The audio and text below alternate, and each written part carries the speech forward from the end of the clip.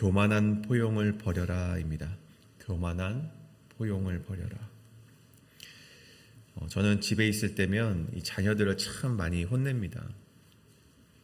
제 개인적인 성격도 있어서 밥을 흘릴 때 흘리는 걸 너무 보기 싫어서 혼내기도 하고, 막 우는 것도 때로는 너무 우는 것 같아 보여서 혼내기도 하고, 어제도 쉬는 날이었는데 쉬는 날 아이들 많이 혼내고 왔습니다. 근데 그렇게 혼내고 나서 아이들이 잠을 자는 이제 저녁이 되면 참 많이 후회를 합니다. 왜 이렇게 사랑을 하는데 왜 아이들이 이렇게나 혼을 낼까? 근데 제가 생각을 해보자면 사랑하기 때문에 혼낸다는 것이죠. 자녀가 올바르게 성장하기를 바라는 마음 가운데 밥도 흘리지 않았으면 좋겠고, 어딜 가서 이 자녀가 좀 남들에게 그런 시선으로 바라보지 않았으면 좋겠고, 그런 마음에서 조금 더 엄격해지는 것은 아닌가 생각을 해보게 된다는 것입니다.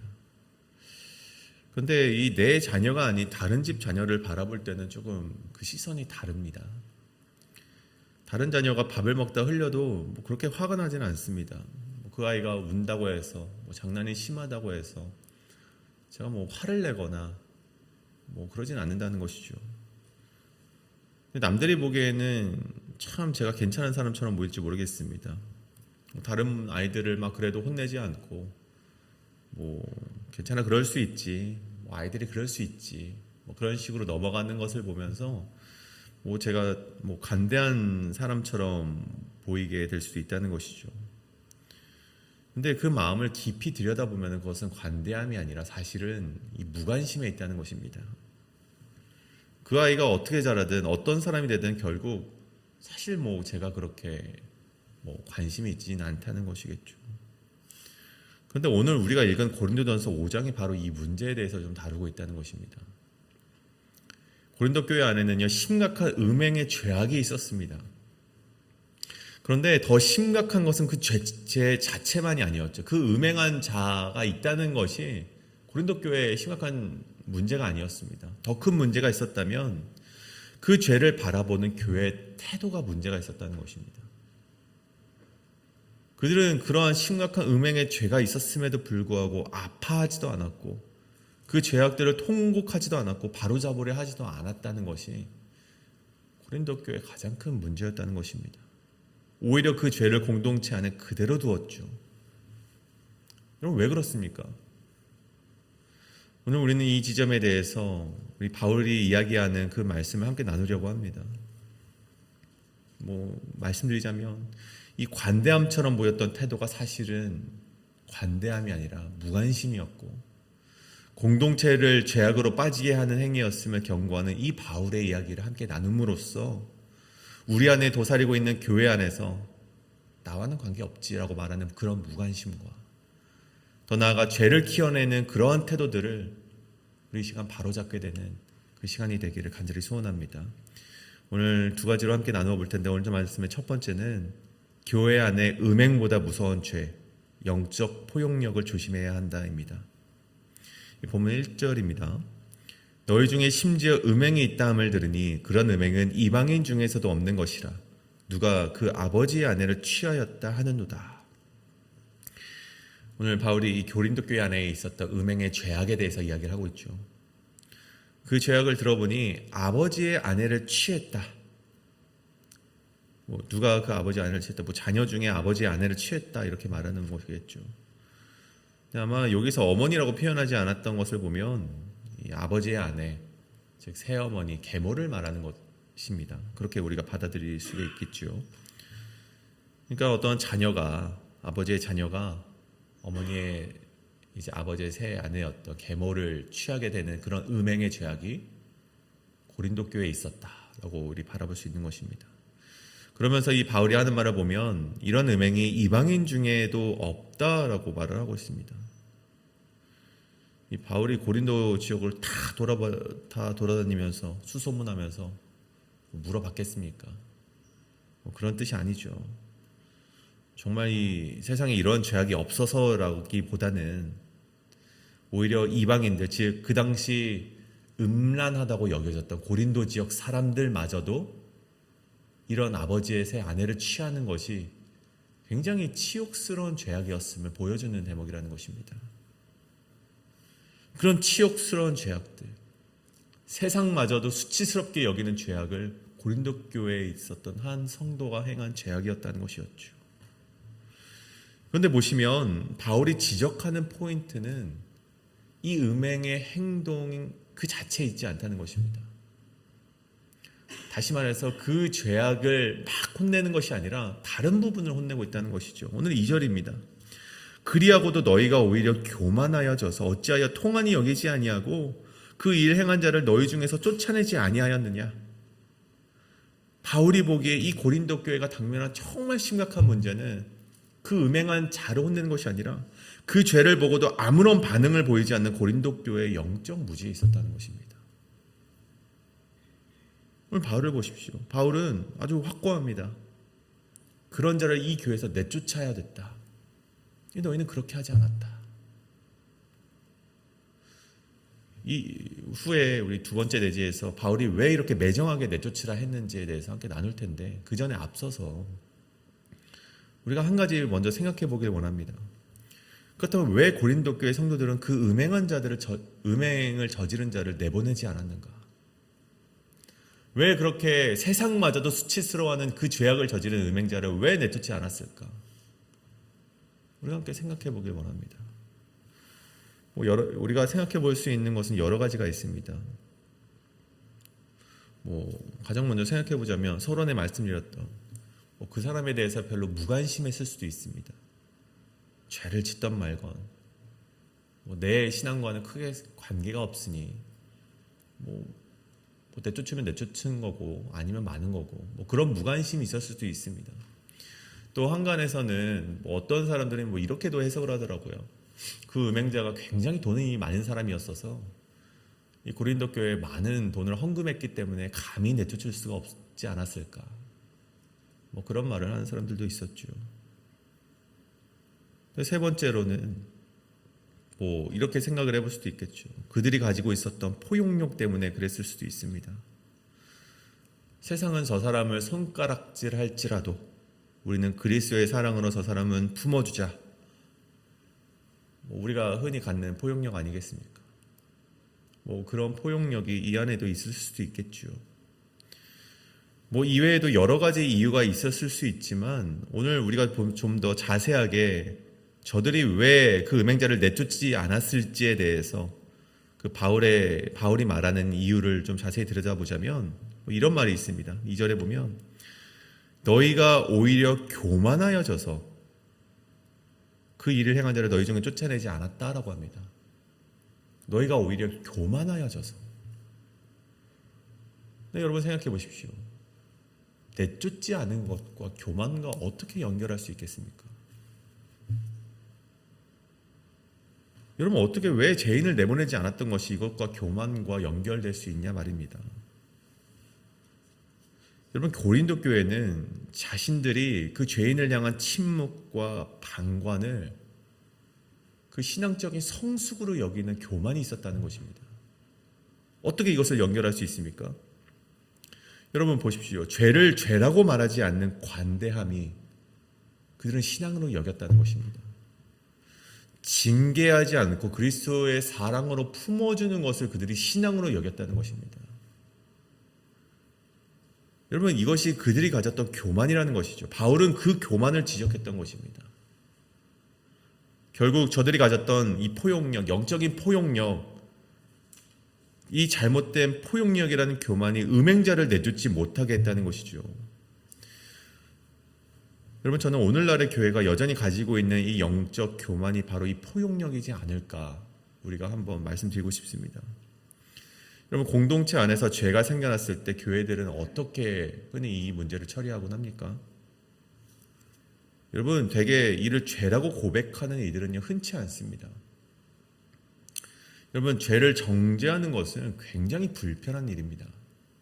그렇지 않습니까? 여러분 누군가가 나와 친한 관계에 있는 사람들이 죄를 지었을 때 그것을 죄라고 말할 수 있는 사람이 얼마나 많이 있겠습니까? 그간 지내온 관계도 있을 것이고 죄를 죄라고 말했을 때 생겨나는 여러 가지 이해관계들이 있습니다. 내가 저 사람에게 돈을 꾸었는데, 저 사람이 내 자녀를 가르쳐 주었는데, 저 사람이 나랑 오랜 시간 신앙관계를 했고, 저 사람이 나와 함께 어떤 프로젝트를 진행하고 있는데, 세상에서 나와 어떤 관계를 맺고 있는데, 여러 가지 이해관계들이 있기 때문에 죄를 죄라고 말하는 것이 여간 쉽지 않다는 것이죠. 여러분, 그래서 우리가 그것보다 좀 손쉬운 방법이 있습니다. 무엇입니까? 죄라고 소리치는 것보다 더 쉬운 건 무엇입니까? 야, 그래 너 얼마나 힘들었니? 그런 공감과 이해의 손길, 다음부터는 그러지 마 하고 넘어가는 그런 말들이 오늘날 교회 가운데 손쉽게 울려 퍼지고 있다는 것입니다. 그런데 오늘 바울이 말하는 것을 보십시오. 이 명백한 죄 앞에서 침묵하는 것은 그리스도의 사랑을 실천하는 것이 아니라 거룩을 포기한 영적인 직무유기라고 표현하고 있다는 것입니다. 바울이 말합니다. 어찌하여 통한이 여기지 아니하였느냐 묻습니다. 여기서 통한이 여기다라는 말은요, 원어로 에펜데사테라고 합니다. 에펜데사테. 보통 이 초상집에서 이 통곡하며 슬퍼할 때 쓰는 단어가 이 통한이 여기다, 에펜데사테라는 단어입니다. 한 사람이 지은 죄를 바라볼 때 이를 비극으로 여기고 가슴이 통곡하는 애통함이 있어야 되는데 너희는 왜 그러함이 없느냐, 이것을 지적하고 있는 것이죠. 결국 그런 고린도 교회가, 그런 애통함이 없었던 그 교회가 겪게 될 결과가 무엇입니까? 오늘 본문 6절입니다. 너희가 자랑하는 것이 옳지 아니하도다. 적은 누룩이 온 덩어리에 퍼지는 것을 알지 못하느냐. 죄를 용납하는 그런 포용력은 결국 온 공동체를 부패하게 만들게 된다는 것입니다. 사랑하는 여러분, 오늘 이 바울의 말씀 속에 우리에게 가장 필요한 것은 무엇인지 한번 되살펴보기를 원합니다. 물론 여러분, 교회가 사랑으로 포용해야 합니다. 죄로 인해 고통을 겪고 있고 이를 뉘우치며 바로잡기를 원하는 자들이 있다면 그들을 포용해 주어야죠. 우리가 그들을 발견했을 때 함께 울부짖으면서 바로 설 수 있도록 함께 해주어야 됩니다. 그리고 뉘우치고 있다면 그들을 받아주고 그들이 다시 설 수 있도록 사랑으로 안아주어야겠죠. 근데 여러분, 우리가 구별해야 될 것은 우리는 그런 뉘우친 자들을 포용해야 되지만 죄 자체를 포용해서는 안 된다는 것입니다. 그럼 교회라는 공동체가 그리스도라는 그런 공동체를 지켜내기 위해서는 죄는 어떠한 모습도 과감히 버려야 된다는 것입니다. 그러면 이 시대 가운데 징계하고 치리하고 누군가에게 죄를 죄라고 말하는 것이 쉽지 않습니다. 하지만 여러분, 그것이 우리에게 주어진 십자가라면 담대하게 그 죄악을 우리가 과감히 버려낼 수 있는, 끊어낼 수 있는 그런 우리 결단이 우리 교회 가운데 함께하기를 간절히 소원합니다. 여러분은 오늘 죄를 포용하고 계십니까? 아니면 회개하며 뉘우친 자를 포용하고 계십니까? 이 질문 앞에 오늘 우리가 함께 나아가면서 이 두 가지를 분별할 수 있는 지혜와 용기가 있기를 간절히 소원합니다. 이것이 바로 오늘 말씀의 첫 번째, 교회 안에 음행보다 무서운 죄, 영적 포용력을 조심해야 한다입니다. 오늘 마지막 두 번째는 쫓아냄의 목적은 구원을 받게 함임을 기억하라입니다. 쫓아냄의 목적은 구원을 받게 함임을 기억하라. 바로 이 음행자에 대한 문제를 다루면서 보여지는 태도가 있습니다. 이 문제를 이제 맞닥뜨렸을 때 어떤 스탠스를 취했냐, 그것을 우리가 바라볼 수 있는 구절이 바로 3절입니다. 내가 실로 몸으로는 떠나 있으나 영으로는 함께 있어서 거기에 있는 것 같이 이러한 일 행한 자를 판단하였노라. 이 바울이 고린도 교회가 당면한 음행자에 대한 문제를 단순히 어떠한 절차에 따라서 해결하라 라고 말하지 않습니다. 그러한 자를 어떻게 해결하십시오 라고 드라이하게 말한 것이 아니죠. 가끔씩 이전 교회에서 막 연락이 옵니다. 목사님 가시고 나서 우리 교회는 이렇게 다른 목사님 모셔서 막 이런 문제가 있었습니다. 막 그런 문제를 해요. 그런데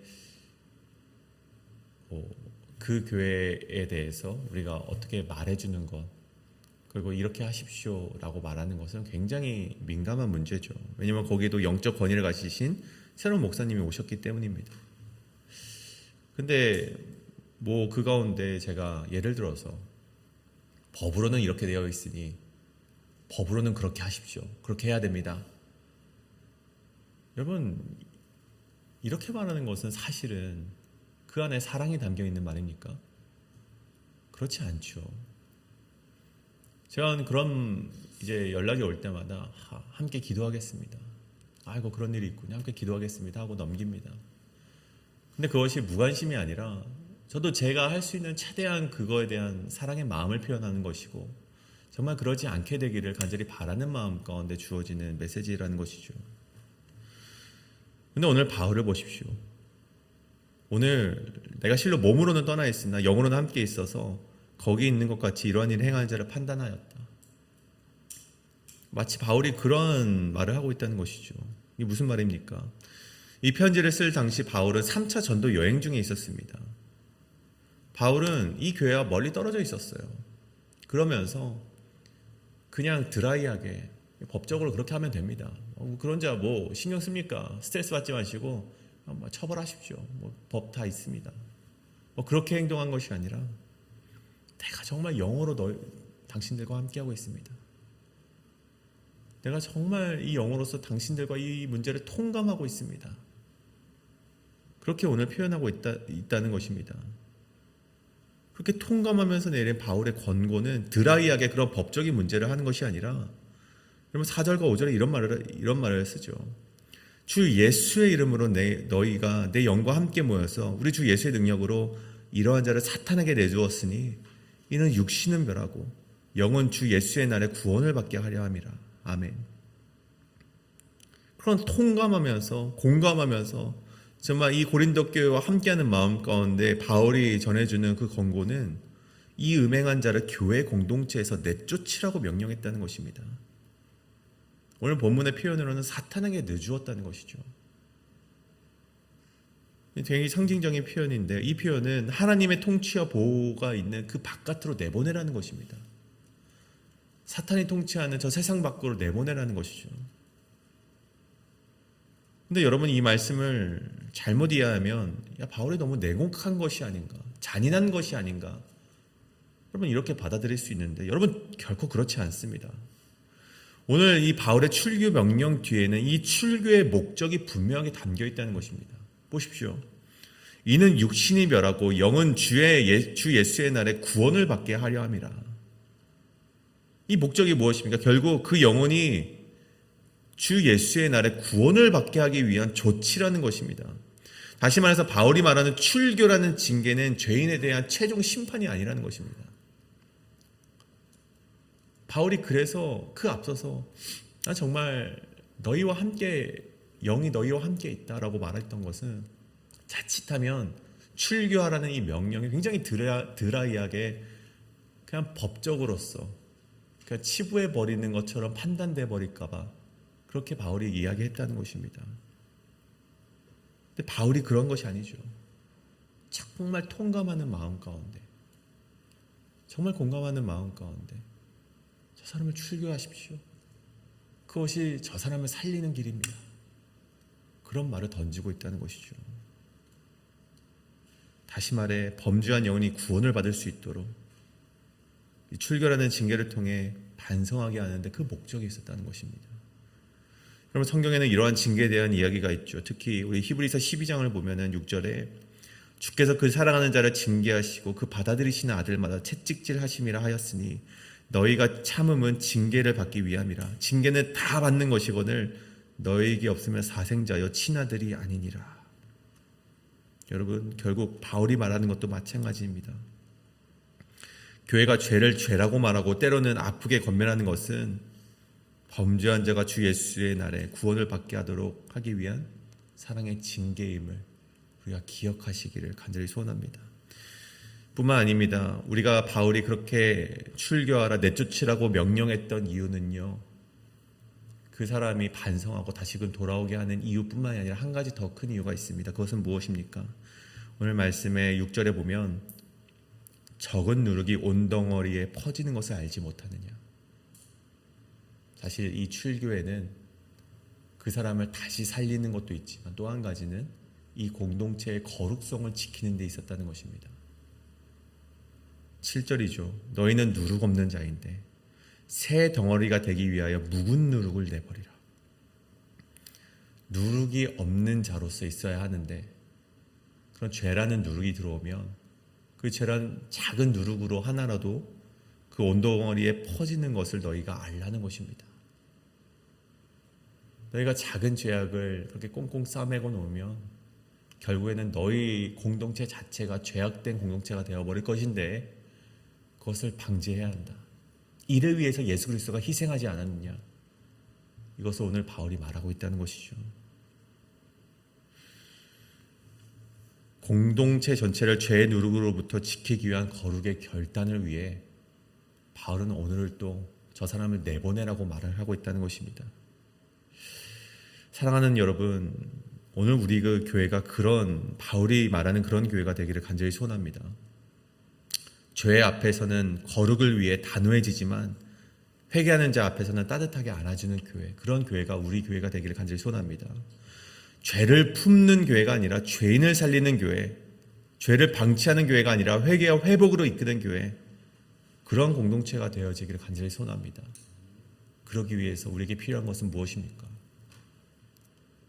음행을 저지르는 자가 있다면 결단해야 된다는 것입니다.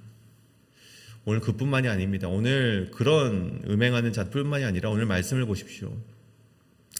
오늘 이 11절을 보시면 이제 내가 너희에게 쓴 것은 만일 어떤 형제라 일컫는 자가 음행을 하거나 탐욕을 부리거나 우상숭배를 하거나 모욕을 하거나 술 취하거나 속여 빼앗거든 사귀지도 말고 그러한 자는 함께 먹지도 말라 합니다. 어떤 이들은 그리스도의 사랑이 없다라고 말을 합니다. 그런 모습들을 보면서 사랑의 모습이 아니라고 말하는데 여러분 그것이 아닙니다. 죄와는 상종도 하지 말라라는 바울의 엄격한 권고를 우리는 받아들여야만 한다는 것입니다. 오늘 말씀을 좀 정리하고자 합니다. 사랑하는 여러분, 고린도 교회가 겉으로 보기에는 어떠한 교회였겠습니까? 세련돼 보이고 겉으로는 모든 이들을 품어주는 교회처럼 보였을지 모르겠습니다. 그 실상은 어떻습니까? 서로의 영혼에 아무런 책임도 지지 않는 무관심한 남들의 모임이 바로 고린도 교회였다는 것입니다. 그렇게 그들은 거룩을 잃어갔다는 것이죠. 그렇다면 우리는 어떻습니까? 우리 교회는 어떠한지, 우리가 속한 내 사랑방은 어떠한지 우리가 함께 살펴보기를 원합니다. 우리 교회가 이 세상의 거친 풍파 속에서도 나아가 숱한 이해관계 속에서도 우리가 거룩함을 잃지 않게 되기를 간절히 소원합니다. 섣부른 위로와 동감보다는 정말 참된 예수님의 생명을, 그 예수 그리스도가 우리에게 주신 생명을 서로에게 전해줄 수 있는 그런 공동체가 우리 교회 공동체가 되어지길 간절히 소원합니다. 이를 놓고 우리가 함께 이 시간 기도하길 원합니다. 하나님, 우리가 정말 이 영적인 포용력이라고 불리우는 관대함이 참된 신앙의 모습이 아니라 정말 죄를 죄라고 말할 수 있는 그 결단이 참된 신앙의 모습임을 기억하게 하여 주시옵소서. 때로는 그렇게 말하는 것이 어렵지만 그것이 나에게 주어진 십자가라면, 그것이 우리 교회의 거룩을 이루어갈 수 있는 것이라면은 우리가 담대하게 그 거룩을 위하여서 죄악을 끊어낼 수 있는 우리 교회가 될 수 있도록 인도해 달라고 이 시간 함께 기도하며 나아가시겠습니다.